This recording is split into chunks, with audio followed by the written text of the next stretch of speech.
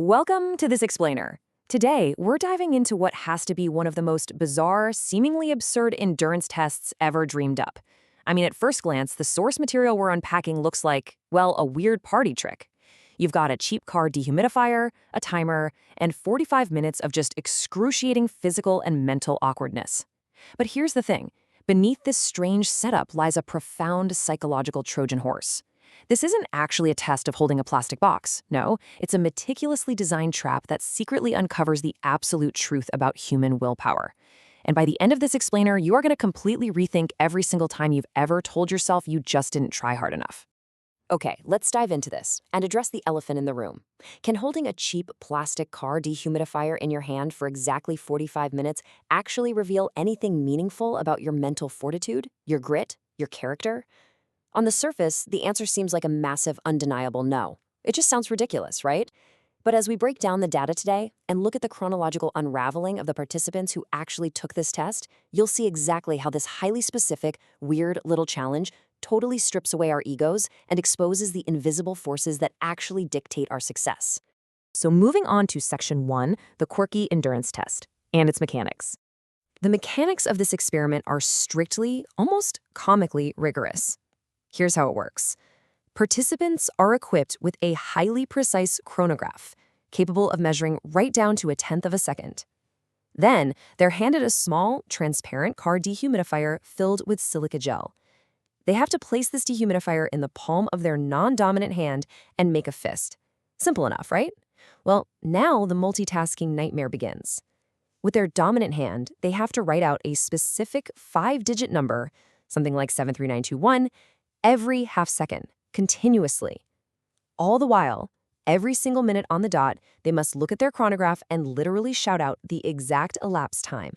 The whole goal here is to survive this precise cocktail of sensory overload for exactly 45 minutes. But listen to these fail conditions, they are absolutely ruthless. If you drop the dehumidifier or even just open your hand a tiny bit to adjust it, instant failure. If your number writing rhythm stops for more than 3 seconds, failure. If you miss your minute mark time call twice in a row because you lost focus, yep, failure. Or, you can just voluntarily declare defeat. It's essentially a pressure cooker designed to test the absolute limits of your multitasking, focus, and physical endurance.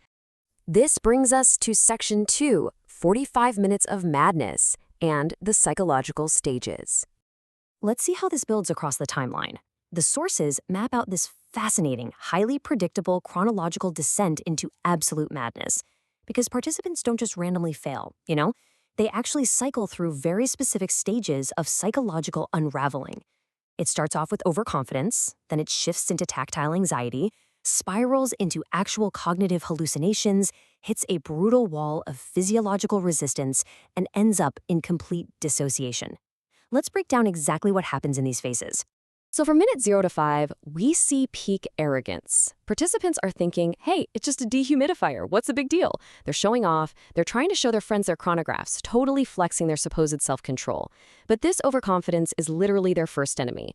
According to the experiment's records, some participants fail almost immediately in the most absurd ways, like pulling the dehumidifier up to their face just to smell it, suddenly sneezing and dropping it. Boom.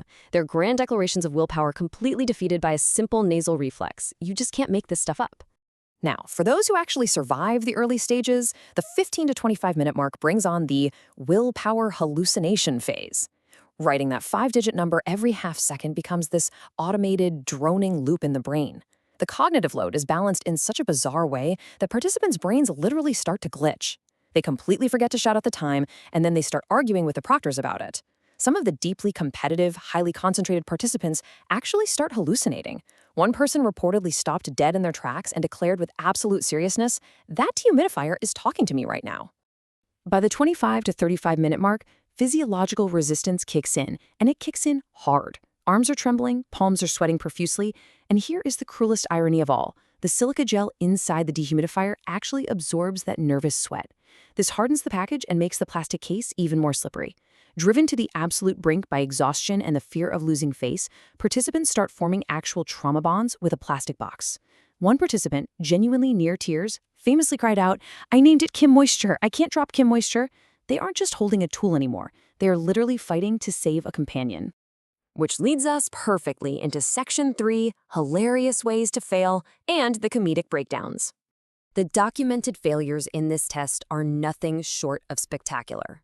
Some people, experiencing what looks like a stress-induced oral fixation, genuinely tried to put the dehumidifier in their mouths to swallow it. No way, right? Others failed simply because they absent-mindedly held down the chronograph button every time they spoke, entirely draining the battery until the device died.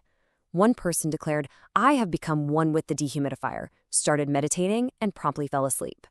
And my absolute favorite, the intellectuals who, upon failing, desperately tried to save their bruised egos by furiously citing academic papers on the physics of slipperiness or demanding that the researchers weigh their sweat to mathematically prove how hard they were trying. But let's look at the numbers, because the math here is absolutely brutal. Despite all the comedic failures, all that intense concentration, and all the desperate trauma bonding with plastic boxes, the success rate is shockingly low. Only about 3 to 5% of participants actually make it to the 45-minute mark. Think about that. Over 95% of people fail. Which brings us right to the core mystery of the source material. And that is Section 4, the willpower myth and the truth behind success. So the crucial point is, this brilliantly illustrates the grand deception of the whole experiment. We naturally just assume that the 4% who passed possessed this Herculean mental strength and pure, unadulterated willpower. We think, oh, they just wanted it more. But the actual reason for success? It had basically nothing to do with grit. The winners succeeded because of their genetics, the random angular cut of the specific plastic case they happened to pick up, and the fact that they took the test in the morning when their fatigue levels were low. It's a total Trojan horse. You see, that tiny fraction of winners had massive hidden advantages that were entirely passive. Biologically, some just had a genetic predisposition to sweat less in their palms. Physically, some happened to grab a dehumidifier from a manufacturing batch that had a slightly rougher case design. Neurologically, because the test forces right-handed people to use their left hand, the motor control areas of their brains just faced less competition. And experientially, those who happened to be rock climbers or musicians naturally possessed highly trained palm muscle control. It wasn't willpower, folks. It was a perfect storm of invisible advantages. The researchers proved just how fragile this whole concept of willpower really is with some simple counterexamples. To put it into perspective, if the room temperature had been just 2 degrees hotter, inducing slightly more sweat, a completely different set of people would have won. If the room's baseline humidity was just 10% lower, the silica gel wouldn't have activated the same way, completely altering the victors. If the font size on the 5-digit number sheet was just a little bit smaller, suddenly it's not a willpower test anymore, it's a vision test, and only those with perfect eyesight survive. So, what you should really take away from this is a radical reframing of how we view our own shortcomings. According to the source material, failing this test didn't mean a participant was fundamentally weak or lazy. It meant they might have had an extra cup of coffee that morning that caused a slight neurological tremor, or perhaps they had childhood eczema that left their skin on their palms slightly smoother, reducing friction. Their failure was really just a mismatch of their biology and their immediate circumstance. At the end of the 45 minutes, the researchers read a final statement to everyone who participated, and it is a truly profound summary of this entire explainer.